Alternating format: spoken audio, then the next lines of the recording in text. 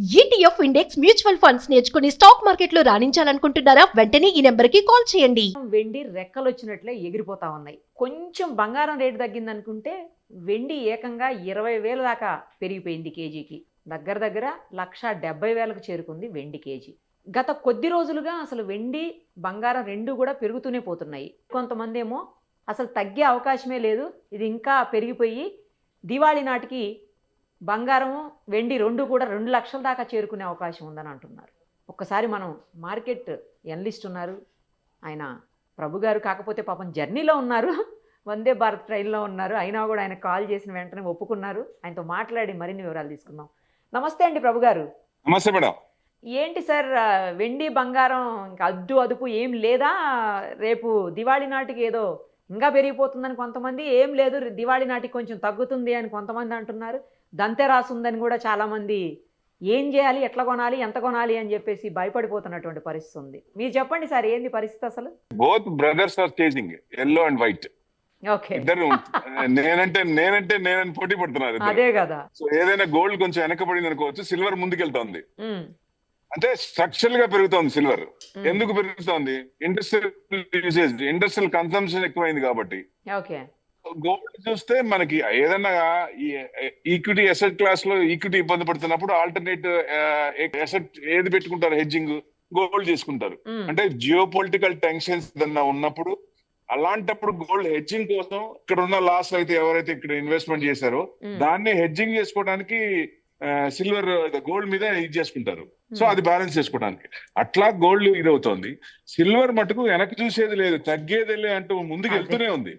So ఎందుకు పెరుగుతుందంటే విపరీతంగా మీరు ఏది చూసినా, ఏ ఎలక్ట్రానిక్ ఐటమ్ చూసినా silver they are using like anything. దాని వల్ల కన్సంప్షన్ పెరుగుతోంది. ఇప్పుడున్న కంపెనీస్ కే ఎంత అవసరమో అంతకే షార్టేజ్ ఉంది. ఇప్పుడు డిమాండ్ అండ్ సప్లై, డిమాండ్ ఎక్కువ ఉంది కాబట్టి సప్లై, మైనింగ్ తక్కువ ఉంది, సో ప్రొడక్షన్ తక్కువ ఉంది కాబట్టి అది తగ్గకుండా పోయే ఛాన్సెస్ ఎక్కువ కనబడుతున్నాయి. మరి దివాళీ నాటికి ఏమైనా తగ్గే అవకాశం ఉందని అంటున్నారు కొంతమంది, నిజమేనా సార్ అది? బాగా పెరిగిందండి, 80,000 నుంచి పెరిగింది. ఇప్పుడు కొంతమంది ఏం చేస్తారు, ప్రాఫిట్ బుక్ చేసుకోవాలి కదా. ఏదైనా లెవెల్స్ ఏదైనా కొంచెం ఉంటే కొంచెం కిందగా ఒక 5% 10% వచ్చే ఛాన్సులు ఉన్నాయి, కానీ విపరీతంగా తగ్గే ఛాన్స్ లేదు.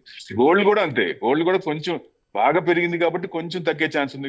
ప్లస్ ఏదన్నా ఇప్పుడు అంటే చైనా ఎక్కువ చేసింది, ఎక్కువ వాళ్ళు కనుక అమ్మటం మొదలు పెడితే కొంచెం తగ్గే ఛాన్స్ ఉంటుంది. సిల్వర్ మటుకు వెనక్కి చూసే ఛాన్సే కనపడట్లా. కన్సంప్షన్ ఎక్కువ ఉంది కాబట్టి ఇంకా డిమాండ్ ఎక్కువ పెరుగుతోంది, ఇంకా పెరుగుతుంది. అంటే ఇప్పుడున్న కంపెనీకి ఎంత అవసరం అదే తక్కువ ఉంటే ఇక ఫ్యూచర్ లో నెక్స్ట్ 5 years కూడా పెట్టుకుంటే మనకి ఎంత ప్రొడక్షన్ కావాలో అది మరీ విపరీతంగా షార్టేజ్ ఉంది. సో దాని వల్ల ఏంటంటే డిమాండ్ అండ్ సప్లై, డిమాండ్ ఉంది కాబట్టి రేట్ అనేది ఇంకా పెరిగే ఛాన్సెస్ ఎక్కువ కనపడుతున్నాయి దాంట్లో. అసలు గోల్డ్ మైన్స్ లో గోల్డ్ అంతా కూడా షార్టేజ్ వచ్చేస్తుంది, స్కేర్సిటీ వస్తుంది, తగ్గిపోతుంది అని చెప్తున్నారు, నిజమేనా సార్ అది?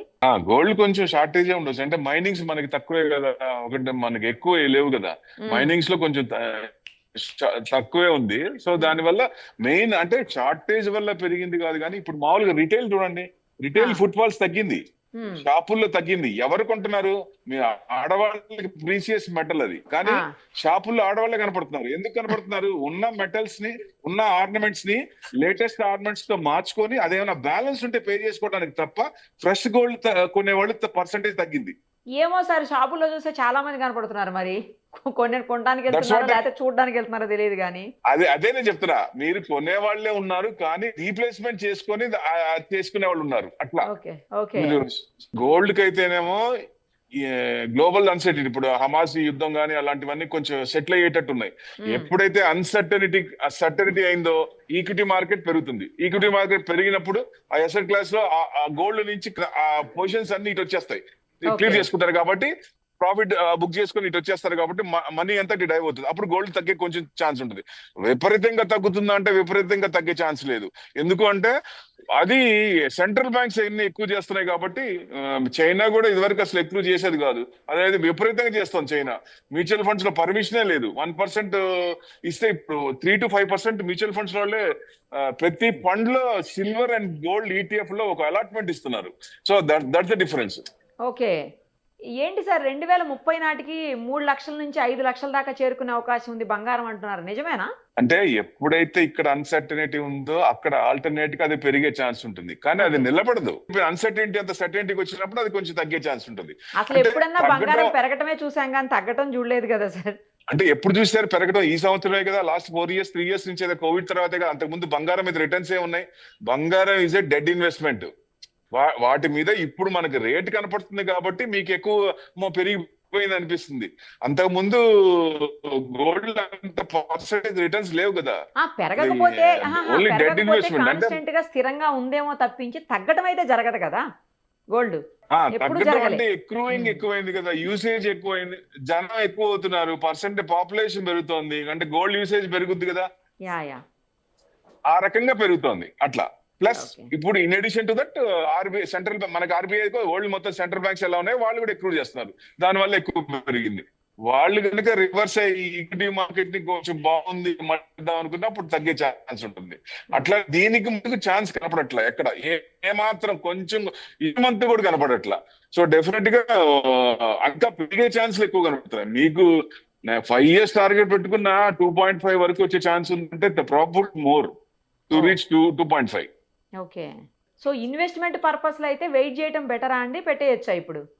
ఇన్వెస్ట్మెంట్ పర్పస్ అయితే గోల్డ్ లో పెట్టడం అనవసరం. ఎందుకంటే మీకు గోల్డ్ అవసరార్థం, యూసేజ్ కోసం ఎంత అవసరం. ఇప్పుడు సపోజ్ మీకన్నా 1 year టైం ఉంది, 1 year ఫంక్షన్ ఏదో మ్యారేజ్ ఏదో ఉంది అనుకోండి. 1 year లో మీరు ఏం చేస్తారు, గోల్డ్ ఫస్ట్ ప్రిఫరెన్స్ గోల్డ్ కి ఇస్తాం కాబట్టి షాపుల్లో 11 months స్కీమ్స్ ఉంటాయి. ఆ స్కీమ్స్ ఆ మంత్లీ ఎక్కువ చేసుకుంటే బెస్ట్, ఒకేసారి కొనకుండా. ఎందుకంటే కొంచెం తగ్గే ఛాన్స్, ఇప్పుడు యుద్ధాలన్నీ కొంచెం సమస్య పోతే గోల్డ్ కొంచెం తగ్గే ఛాన్స్ ఉంటుంది కాబట్టి మంత్లీ స్టాగర్డ్ మేనర్ లో ఇన్వెస్ట్మెంట్ తీసుకోవడం, బయింగ్ చేయడం బెస్ట్. అదే మీరు ఇన్వెస్ట్మెంట్ పరంగా అయితే సిల్వర్ లో కళ్ళు మూసుకొని తడిగుట్టేసుకొని పెట్టుకోవచ్చు, no doubt at all. Consumption పెరుగుతుంది కాబట్టి, ఎందుకంటే దాంట్లో కూడా కొంచెం ప్రాఫిట్ బుకింగ్ వస్తుంది, కానీ భయపడాల్సింది లేదంటా నేను.